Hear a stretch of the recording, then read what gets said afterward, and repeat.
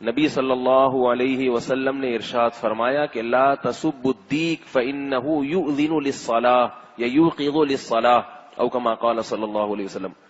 فرمایا مرغے کو برا مت کہو اس لیے کہ وہ نماز کے لیے جگاتا ہے. ایک اللہ نے اس میں ایک اچھی صفت رکھی ہے, صبح صادق سے پہلے ہی بانگ دینا شروع کر دیتا ہے اور بتاتا ہے کہ میں اٹھ گیا ہوں. پوچھتی ہو بس زبان حال بتا رہا ہوتا ہے کہ انسانوں تمہیں تو مجھ سے بھی پہلے اٹھنا چاہیے, تم انسان ہو کے سوتے پڑے ہوئے ہو اور میں جانور ہو کے اٹھ گیا ہوں.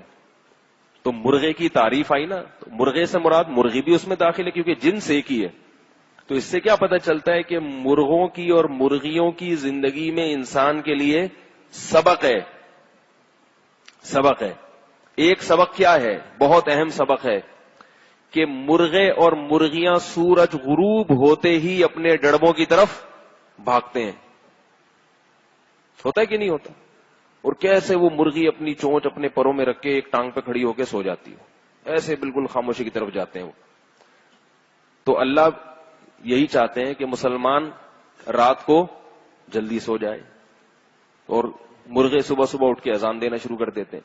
اچھا, اس سے ایک اور علمی نقطے کی بات پتہ چلتی ہے کہ جب مرغے کو برا کہنے پر پابندی ہے تو جو حقیقت میں اذان دیتا ہو صبح صبح اور آپ کو اذان کے لیے جگاتا ہو انسان ہو, وہ تو اس کا احترام تو اور زیادہ واجب ہو گیا نا. مرغا تو جو اللہ نے مرغے کا کام لگایا وہ تو مرغا سوچ سمجھ کے نہیں کرتا. مرغے میں تو ایسے سافٹ ویئر انسٹال کر دیے ہیں کہ وہ صبح صبح بجنا شروع ہو جائے گا خود بخود ہی, اپنے اختیار سے نہیں کر رہا وہ.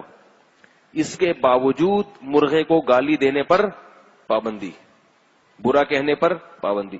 تو جو آپ کی مسجد کا واقعی میں مؤذن ہو اور وہ صبح صبح اٹھ کے اذان دیتا ہو تو اس سے عقیدت اور محبت کیا خیال ہے ہونی چاہیے. اس کی کوتاہیوں کو نظر انداز کرنا چاہیے کہ بھئی یہ لوگوں کو نماز کے لیے بلاتا ہے. دو باتیں پتہ چلی. تیسری بات اس حدیث سے کیا پتہ چلی کہ خود بھی اذان کہنے کی کوشش کرنی چاہیے. کہ ایک جانور کو برا کہنے کا حکم دیا جا رہا ہے کہ وہ آپ کو صبح نماز کے لیے جگا دیتا ہے, تو اس سے پتہ چلتا ہے کہ اللہ کی نظر میں صبح نماز کے لیے جگانے والوں کی کیا فضیلت ہے. نہیں یار, تو اگر اس فضیلت میں آپ خود ہی داخل ہو جائیں تو کتنی اچھی بات ہے. لیکن لوگ کہتے ہیں مؤذن ہونے کو عیب سمجھتے ہیں. تنخواہ لے کے نہ کریں, ویسے ہی کبھی کبھار اذان دے دیا کریں ثواب حاصل کرنے کے لیے. اور ہمارے حضرت تھے مفتی رشید احمد صاحب رحمہ اللہ تعالی, ان سے بیعت تھے ایک پی آئی اے کے بہت بڑے آفیسر تھے. وہ پی آئی اے میں بہت بڑے آفیسر تھے, لیکن وہ وہاں دارالفتاء والارشاد میں اذان بھی دیتے تھے. اذان بھی دیتے تھے وہ تنخواہ پہ نہیں, ویسے ہی اپنے شوق سے اذان دیتے تھے.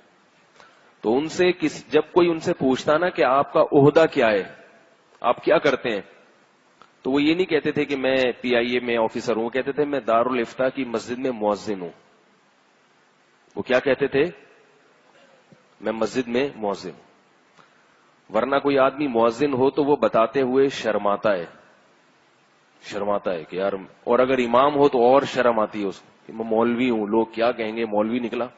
ہم تو اس کو سمجھدار آدمی سمجھ رہے تھے اور یہ کیا نکلا, یہ تو مولوی نکلا.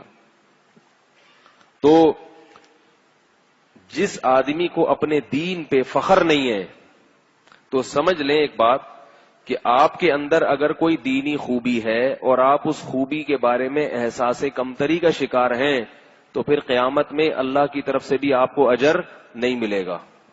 اللہ کہے گا کہ تو خود اس نیکی پہ شرمندہ تھا تو اب مجھ سے کیا اجر کی امید لے کر آیا. ایک آدمی مؤذن ہے اور وہ کہتا ہے ہائے میں مؤذن بن گیا, مجبوری تھی میری, تو اس کا مطلب ہے کہ آپ کو خود ہی قدر نہیں ہے. ایک آدمی امام ہے اور وہ شرماتا ہے اپنے آپ کو امام کہتے ہوئے, اس کا مطلب ہے اس کو خود ہی قدر نہیں ہے.